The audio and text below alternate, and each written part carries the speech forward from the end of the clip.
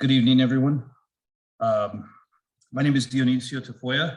I'm here with Matthew Cunningham. We are doing a joint talk on new media and future of global narrative experiences and our collective history in the entertainment industry and the way we see things going. I'm going to start off a little bit with my background and some of the experiences that I've had.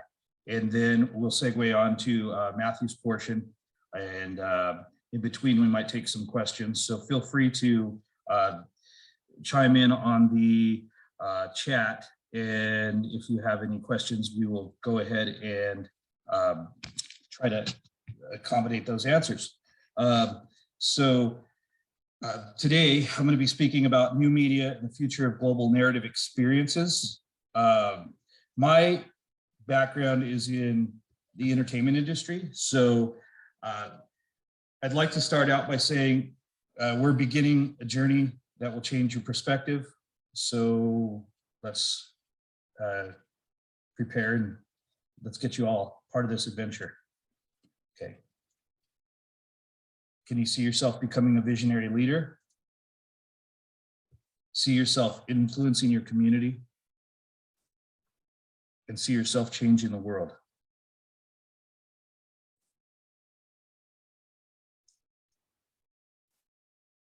My background is as a scenic artist, special effects artist, and creator for themed entertainment, film, and television in the entertainment industry. I live in Southern California, and I've kind of worked all over the globe as a artist, and I do different work that reaches different levels of the user experience.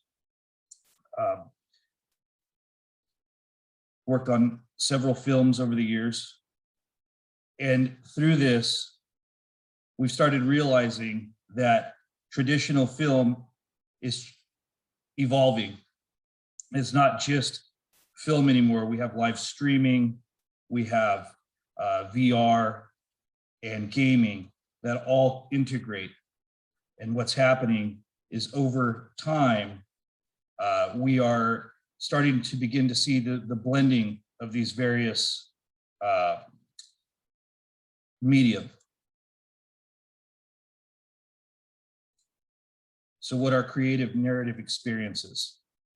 I'd like to just give a shout out to Mr. Weaver's last presentation, as he gave a very, very concise background as to the specifics of various user experiences that are going to be integrating over the next several years, if they haven't done so already. Creative narrative experiences are shared stories that ground our collective experience. So with all the technologies that Mr. Weaver was speaking about earlier, the various AR, VR, streaming, and similar technologies, traditional film, 3D, what holds them all together is the narrative experience, the story that is told behind all of that. And that is where entertainment, education, and the real world all blend. Without these narrative experiences, it's just a lot of cool special effects. And so the driver behind a lot of what is developing is what the story that's told behind all of these new technologies. So we have new media. And new media, as Mr. Weaver said, entails several different mediums, such as virtual reality, new streaming platforms, gaming, augmented reality, and hybrid environments. Now, I could go on and on about like specifics of each of these technologies, but I feel that most of you have probably already done some research and you've seen a lot of cool stuff, and you kind of know what's out there. the playing field is changing. It's becoming very dynamic and very creative. This last element here, the hybrid environment, is what I see all of these various mediums kind of channeling into. A hybrid environment might be something like a theme park, where you go into a theme park or a museum, and not only are you seeing real practical exhibits that you're learning from, you're also seeing augmented realities, intuitive visual stimulus. So there's several different ways that's going to be changing. And the thing is that the playing field is open. For every idea that I could show you, there's 5 ideas that you could come up with that would change the playing field, like, outright. So the sectors of expansive growth.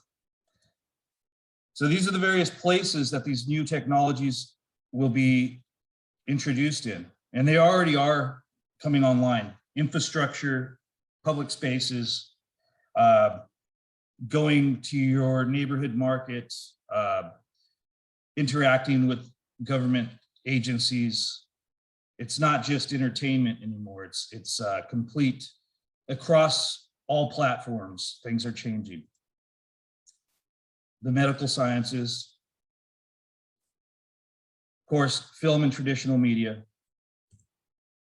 and live streaming. Live streaming would be a hybrid where both an augmented or virtual setting could be overlapped into a live entertainment channel. So, very similar to what we're doing now. And of course, gaming technologies. When all of these start to meld, as in Pokemon Go, the gaming technology was introduced into a public space, and now you have a blend, and that could be attached to a monetary device where these situations are blended.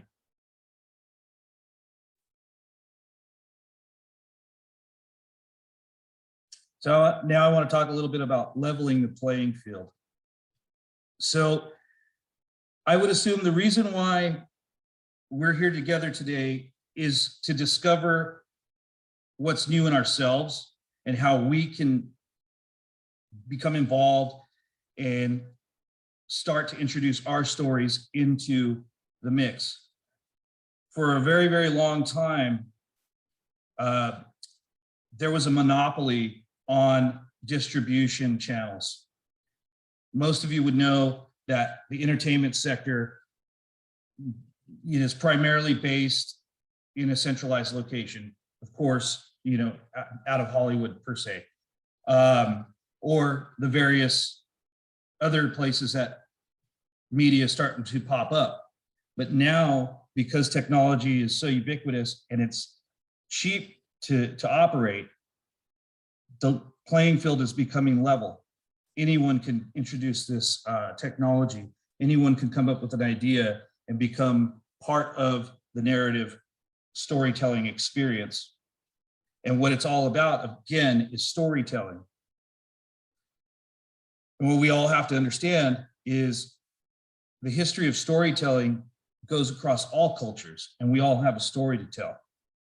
So now it's about implementing these technologies and these strategies and combining them with the stories that you all have and connecting those stories to deliver to a global audience. So leveling the playing field involves allowing us all to have a global reach, whereas before there were barriers to being able to communicate even within your own region. Now we all know that there's a global reach for all digital technologies. Shared achievement. We can actually deliver from our own personal experiences the shared, in achievements to a shared collective. We can share our stories at a human level.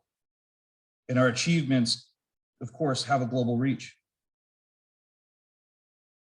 These new technologies allow us to have collective empathy. So whereas before, let's say I couldn't understand a cultural experience, now I'm able to share in that cultural experience with you because you're able to introduce that to me in a narrative way that allows me to come together with you. And of course, it's a powerful communication tool. So with that, I'd just like you to keep in mind that it's all about various attributes to yourself, the storytelling. So expand your vision. Expanding your vision is important because you have to dream big. You have to think anything is possible. And of course, you know, using new technologies allows you to expand that vision. Of course, thinking outside the box. And the planet is the playground now. So as before, it was regional, it was small, and you had to work within a certain small operating system. Now it's a global operating system, and we can all work together. So my closing thought is one of my mentors, Walt Disney. It's kind of fun to do the impossible. You know, he, of course, thought outside of the box, and he created experiences that are tangible in real world and are continuing to evolve to this day. So that's pretty much my presentation. I had, you know, I didn't think it was gonna go so short, but you know, this is what I have. This is our company, Dionisio Creative. I'd like to thank you all for joining me. And if you guys have any questions, feel free to email me. And if you'd like a copy of this slideshow, I'm sure we can get it from the Techniche panel. Thank you.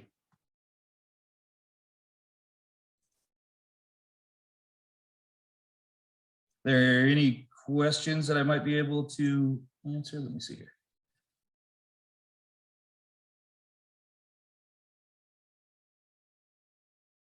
I guess that's all for me. I'll hand it over to Matthew.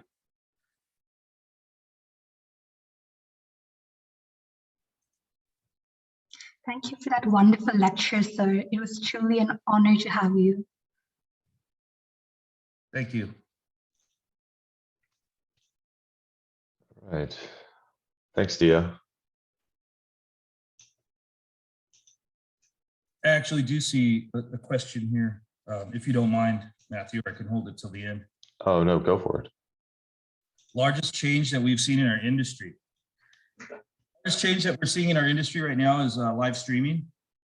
The streaming technologies and those platforms have dramatically changed so much that they're allowing new types of media to be developed that incorporate and integrate with the streaming media. So one of the things that I can point out is the YouTube platform per se. That YouTube has a VR 360 built into the system.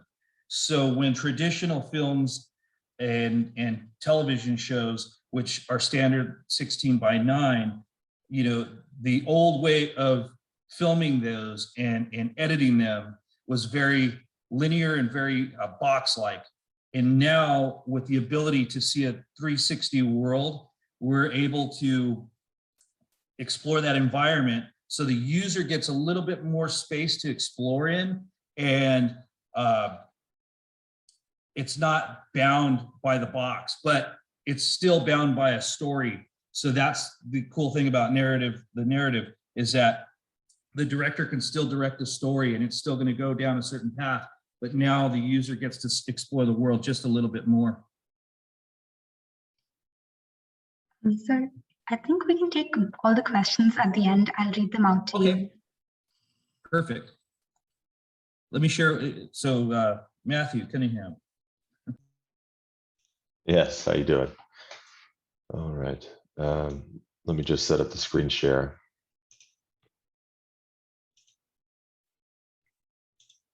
Okay. Let's see.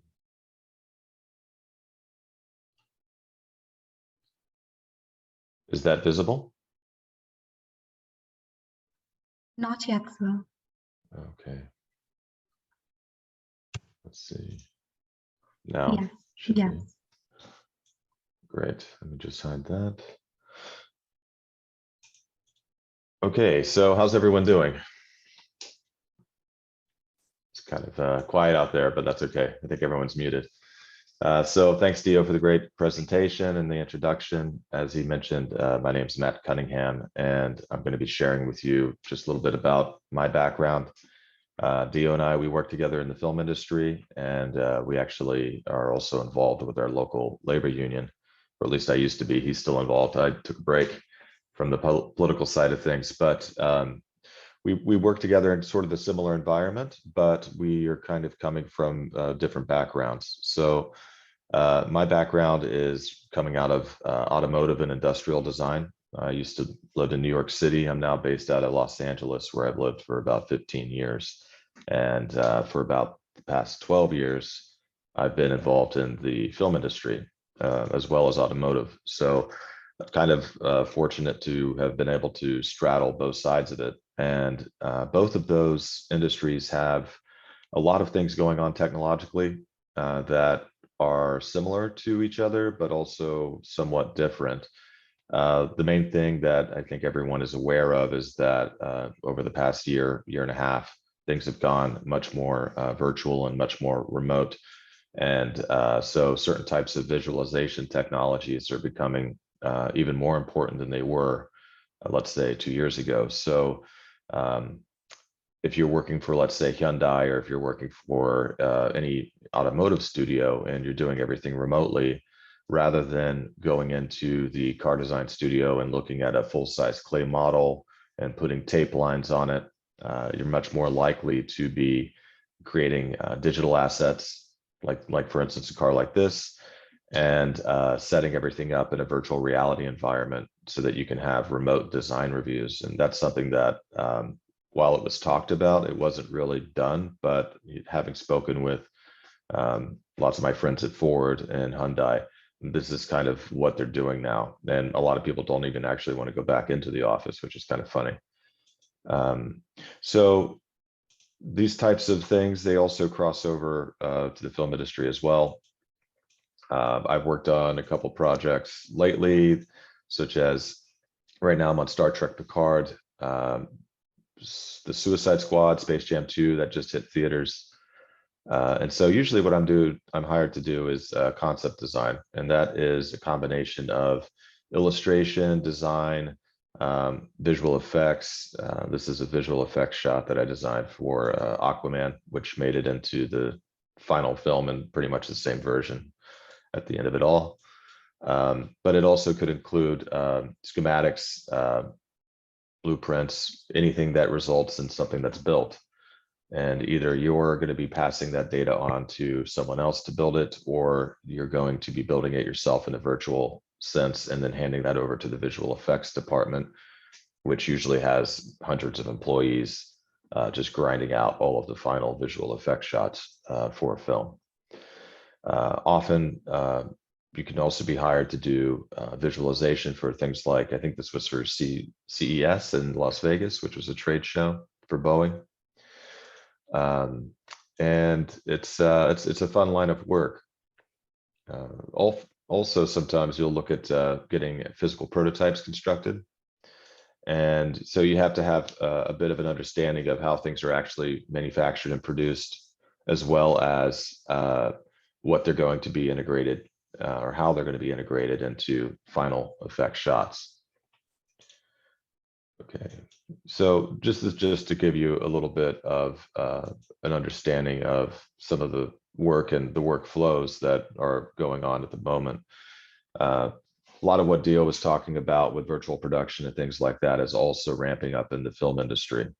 So I first saw this happen with this place called Fox VFX Lab that was down in Little Tokyo in downtown Japan, downtown Los Angeles about 5 years ago, where they had the team from Avatar who had innovated this system where they would essentially use building blocks, kind of like Legos, that they would lay out on the floor of a stage, and using markers with ping pong balls and VR headsets and VR cameras, they're able to live link with the virtual data that they're getting from the VFX artist and actually art direct and direct the photography for the shot as it exists, or as it will look in the final shot, actually. And so we were down there and working on this animated feature called Mouse Guard, which ended up going down. When I say go down, it means that the show got canceled when Disney bought Fox, which happened a couple years back. So that never got released. But what was interesting about it is you could have a direct pipeline that was completely remote, completely dispersed, and everything is funneled into a single visual channel that the director is actually able to move around and navigate. And so you're seeing that happen more and more.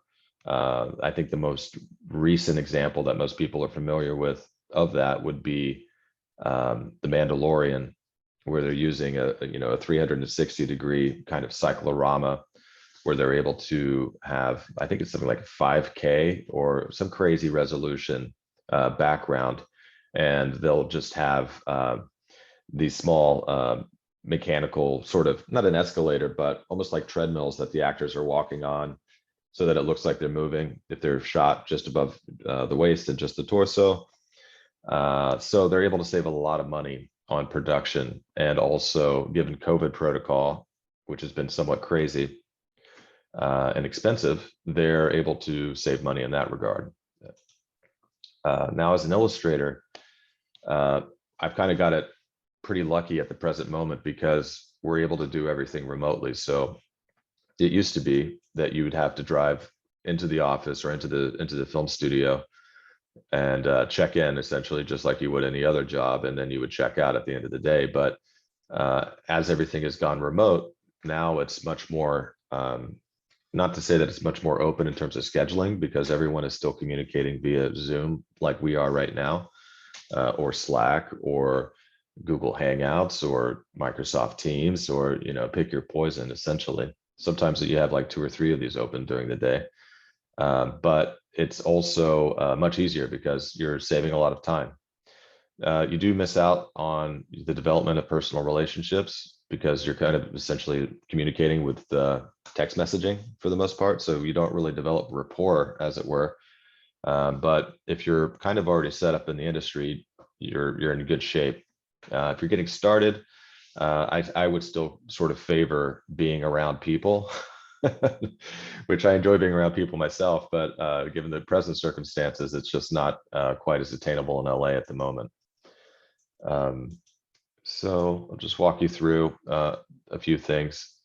This is a plane that I designed for Godzilla, King of the Monsters, and this is just kind of like a sneak peek of the design process for this particular object. So usually how it works is we'll get a script, and the script sort of starts everything. And after we have the script, we read the script, and someone who's called the production designer, who is in charge of the art department, he will then delegate whatever has to be designed to various illustrators and set designers. And so in this case, there's a giant plane that was to be featured in the film. And so I would meet with the production designer and the director and the producer, and we would discuss what does it need to be. Essentially, they were going for like a giant flying wing, but something a little bit more aggressive. And so often I'll just start with basic sketches like this, just to establish silhouette and some graphic interest, and move through more of a refinement process with subsequent illustrations that start to use call outs to kind of describe some of the feature sets. So I can hand this off to the director or to the production designer, and they can understand more clearly what my intent is, even if I'm not present for the meeting, which oftentimes you may not actually be in the meeting. So it's important that your work stands on its own merit and from a communication standpoint. And then generally speaking, we'll move into some basic three-dimensional modeling with a 2D Photoshop paint over, and then more and more into higher level of detail with 3D modeling, and to get it to a point where I think at this point I handed it off to George Hull. And George Hull is another designer who did a lot of the stuff for the new Blade Runner film. I think he did a lot of the work on the new Dune film that's coming out. So he added some other elements to this object later, which is fine. The other thing that you have to keep in mind is that it's always a collaborative effort and it's a team effort. So while you do have your baby that you have to take care of and nurture, eventually you have to hand it off and forget about it and just focus on the new baby. So that's kind of how that works. You'll be asked to do a lot of different things in this line of work, which is why I enjoy it. My background, as I said, was in industrial design. And so when I got out of school in New York back in early 2000s, I was doing a wide variety of stuff, but most of it was not really that exciting. And so it was also not particularly focused on technical skill set development or illustration, or, I really always appreciated really great artwork and interesting design. I was into comic books as a kid, so I was always kind of into that sort of stuff. So I went back to school out in California and focused more on skill set building. So, if you're good at what you do and you work really hard and you keep knocking on doors, I think once when I was looking for a job in New York, I walked, I think 115 blocks and just cold called, randomly knocking on design studio doors. I think I probably hit 15 or 20, and I didn't get a single bite. Nobody was interested. And so I went home with, blisters on my feet, feeling kind of dejected. And then a buddy of mine's like, hey, why don't you come out? And I was like, I don't really feel like it. He's like, no, just come out to this bar, we'll have a drink, hang out. So I met him in Lower East Side, Manhattan. And I brought my sketchbook and I was just hanging out at the bar and tell him the story. Oh man, I just walked like for 7 hours, 115 blocks. And so the guy, a aerospace company in Brooklyn, like a view of the Statue of Liberty from the studio. And so I worked with them. So long story short, you never really know how the universe, I suppose, is going to respond to your efforts or your endeavors to do what you want to do. But so long as you're persistent, I find in my experience, and that you work very hard, but intelligently also, you'll usually get where you need to be. So like I said, Godzilla, a lot of the things that we were also doing on this, sometimes it's interior projects. This is a Osprey, which is the airplane that has two helicopter rotors on the side that you see in every single Transformers movie. These things get recycled all the time. I guess directors like them because they're kind of dynamic. Well, this one had one too, but what we had to do was strip out the interior of a actual fuselage and rebuild it and redesign it. And so that was kind of fun. A lot of that actually made it into the film. That's the other portion of this line of work, is that you'll do 100 versions of something and you don't ever really know what's going to show up in the final plate until for the final print of the film, until you go to the theater and see it, which is always kind of a nice thing too. I'm going to just briefly check at the questions to see. I know we're not taking questions, but I'm just going to use this for one moment to see if this will kind of guide the discussion. Okay, so a couple of questions that are coming up, and so a lot of it might be software oriented. So what kind of software are you using in this line of work? Well, that's always changing. The gold standard for what I do is Photoshop, which is kind of like the hub of the wheel where everything comes together. It also is where I type up my invoices to get paid, fill out my time cards. So it's kind of, that's like the central location of where you're doing most of the work on my side of things. 3D, that could be anything from Maya, which is that's been around since the days of Power Animator back in like the early 90s. Alias, which I use, which is the, that's the gold standard in automotive design. Blender, which is free, which if I were a student, I would highly recommend learning Blender because it's highly efficacious and it doesn't cost you a dime. That's the no-brainer there. And then once you get into different types of work within the film industry itself, you're going to be looking at anything from set designers using SketchUp to using Revit to using, let's see what else is going on there. There's Also Rhino. yeah, Rhino, exactly. A lot of architects are using Rhino because it's open source for the most part. So you've got a lot of code that's been generated for Rhino by different architects. So you can do a lot of parametric design in Rhino. So If you don't mind, Matthew, I'll go ahead and chime in and just let everybody know that either, on the Unity platform or Unreal, everything is built in that world now. Like, so, just to give your voice a little rest, basically what's happening now is at the beginning of previsualization, all these elements are coming from these different directions and tools, and they're all being set in the Unity or Unreal platform. So that way we can, digitize them and kind of figure out where the world is going to be. And then they take it over to the traditional film.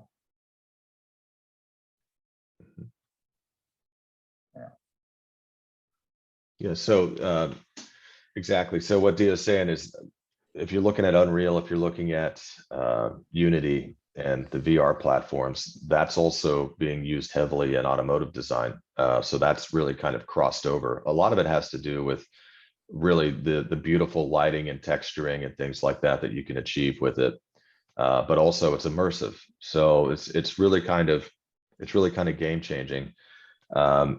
Now the one disadvantage of having a singular platform for every using that to solve all of your problems is that everything starts to look the same from a visual standpoint, because they're going to be using the similar types of lighting, similar types of textures. But it's not really that big of a deal because you can always do so much post-processing to really achieve what you're kind of after for an end result. So in terms of some of the questions, how are we doing on time? We have about 20 minutes, I think. So let's see, I'm just going to go through here and check it out. So how did human technology evolve with the field of art? Well, I think, Dio and I are from an era where everything was still done analog. So I got into it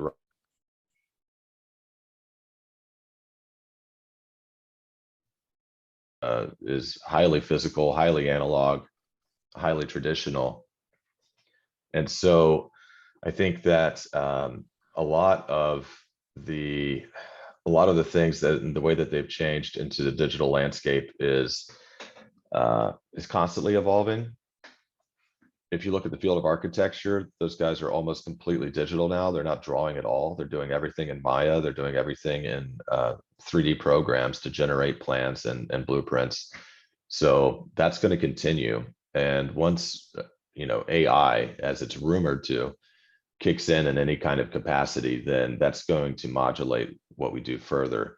How effectual it will be, I think, remains to be seen. It hasn't really been proven out, in my opinion, as being effective at all in the creative industry.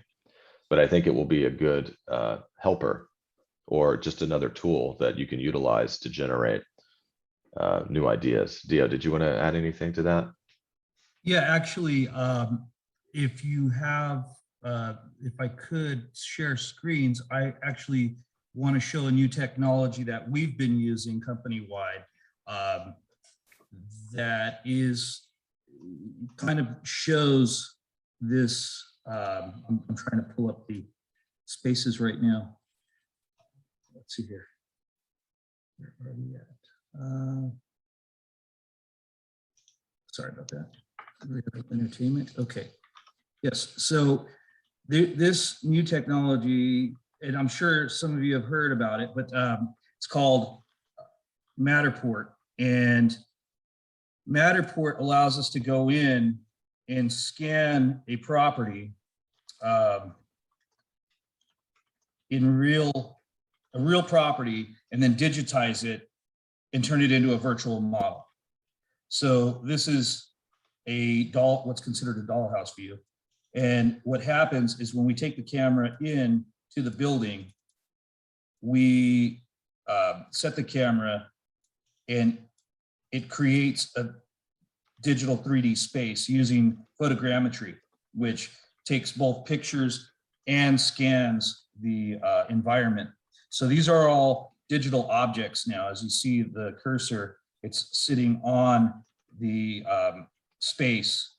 And so these have become an OBJ file. So what I could do with this is take this file, send it over to Matthew, and we could either scan an object or scan an interior or an exterior, like LiDAR. And what happens is we build this in a virtual space, and now you can put on a VR headset and walk this space in real time. So it's a collaborative tool that we can use both to share existing spaces, but we can also take this space now and bring in digital elements that would, we could apply to these surfaces.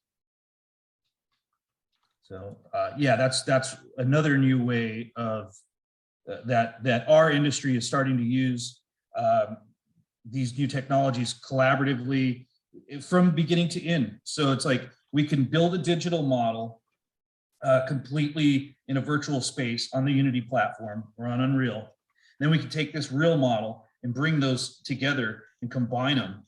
And now you're creating the whole space. And with the gaming platform like Unity and Unreal, you can actually film in there because you can create animatics that would allow you to move through that space. So you can either play it as a game space where you're, the user is able to move around, but you can also bring in tools that capture the visual elements the way you would want to see them in a camera and play them back in real time.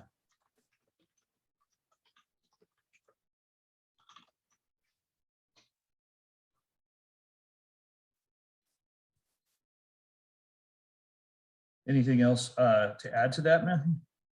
Yeah, I think this this technology, Dio has this camera, so it's really very powerful. A lot of this is this particular camera, the Matterport's being utilized for scouting for films. So part of the job of the production department is they've got to go around and find where they're actually going to be shooting the action and how much of a new set they might have to build. Any type of physical location where they're going to be doing anything. This is really game changing. I mean, this I haven't really, maybe 2 years ago is when I first saw this being even talked about in the industry. Not that it hasn't been around longer, but it used to be that you would just get a series of snapshot photos with a tape measure from either the set designer or the production designer or the art director. And then I would have to take the measurements off of the photo and then rebuild the interior environment. I did this for a show I was working on in New Orleans, and had to reconstruct an office off of that. And then we would do all the set decoration, which means dressing it, adding all the furniture, lighting, artwork, anything that was a point of interest for the director. Well, we would have to do all that in the digital model that I had to build. Whereas now you can literally take this thing and export it, and it's already got all the measurements built in. I mean, now I think someone was telling me that even the new iPhone has a pretty decent LiDAR scanner in it, which is crazy.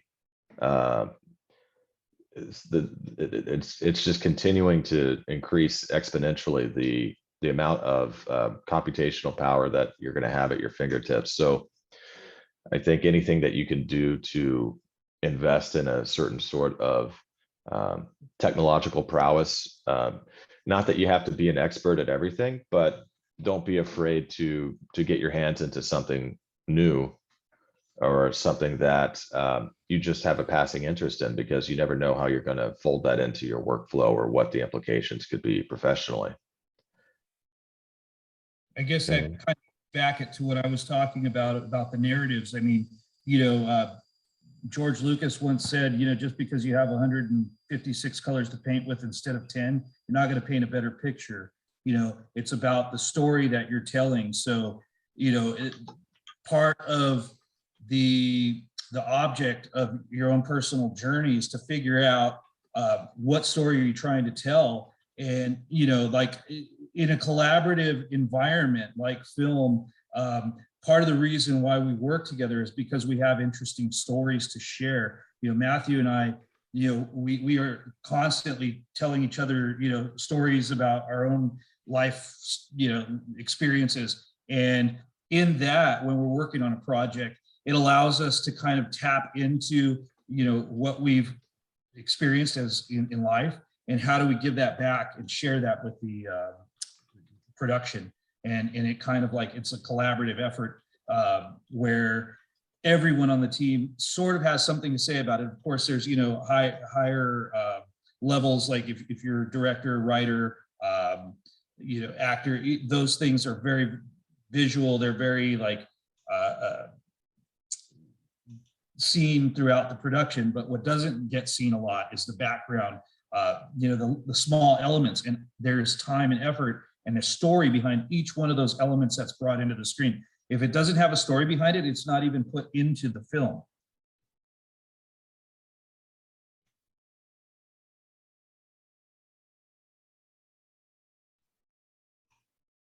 Thank So you. there's some questions there for dream project, Dio. What's your dream project, production company wise? Well, company-wise, so our company, it collaborates on various projects within and without the entertainment industry. My dream projects are working on themed environments because they are a blend of real-world experiences and film quality entertainment, imagination elements, where you can go into an environment and actually utilize some of these new technologies. I consider theme parks like a testing ground. So they're a testing ground for what happens in the real world. When you take a technology like AR and you're able to apply it in a fun, fanciful way in a themed environment like Disneyland, of course, or any other theme park throughout the world, what you're doing is you're kind of telegraphing what this technology could be used for in the real world. So dream projects, I really enjoy working on stuff that does manifest in our real environment because, I have a background in, I like to see more stuff happening in the real world that is kind of evolving us towards a future. So it's educational, even medical stuff, but using these technologies such as AR to complete some kind of a medical, technology that can help identify, let's say, blood clots or whatever. Working on projects like that many years ago, about 15 years ago, I was contacted by some doctors from Harvard and MIT to start developing a software. And this is way before the software had the capability to do so. Now we could probably do it very easily, but they wanted to create a program that would allow students to learn all the pathologies for heart pathologies. So they wanted us to create a virtual echocardiogram machine. And like I said, the technology wasn't quite there to produce what they needed. And so there was some barriers of entry as far as like cost and everything. But now if we went back and did that, it would be something that we could probably tackle in, like the better part of 6 months to a year. So there's a lot of different types of dream projects, but yeah, like I said, anything that kind of helps evolve us towards a better future, that's kind of where my passions lie. Yeah, Thank you and so much, sir. mhm. We're also actually running a little short on time. We have a different event after this. So if I can ask you to give our audience some last words of wisdom. Well, Dio, do you want to go first? Words of wisdom. Well, yeah, I kind of stated it in my presentation. Dream big. Keep an eye on the bigger picture, and realize that your story is important. Your story is essential. That's why we're all here. Is we're trying to figure out what it is that we're doing in life. So bring your story forward and don't be afraid to tell it. Yeah, that's great advice. I would say something similar where trust your instincts, and you have to believe in yourself. And if you don't believe in yourself, no one's going to believe in you. So it's natural to have self-doubt. It's natural to have feelings of anxiety or any type of bad feeling sometimes when you're walking down a path that you're not really sure where the destination is going to lead you. But just have faith in yourself and work very hard. And you'll be okay. Thank you so much for that inspiring lecture. So it was truly an honor for us to have you here at IIT, and it would have been much better if we could have hosted you physically on campus. I'd also like to thank our audience for being so responsive and interactive. Please remember that this is only the beginning of Techniche. This is only the beginning of Techniche, and we have our final lecture tomorrow with the Nobel laureate, Dr. Bruce tomorrow at 7 p.m. The links to the registration form can be found in the chat box below. Thank you. Great. Thank you very much. Thank you. Thank you all very much.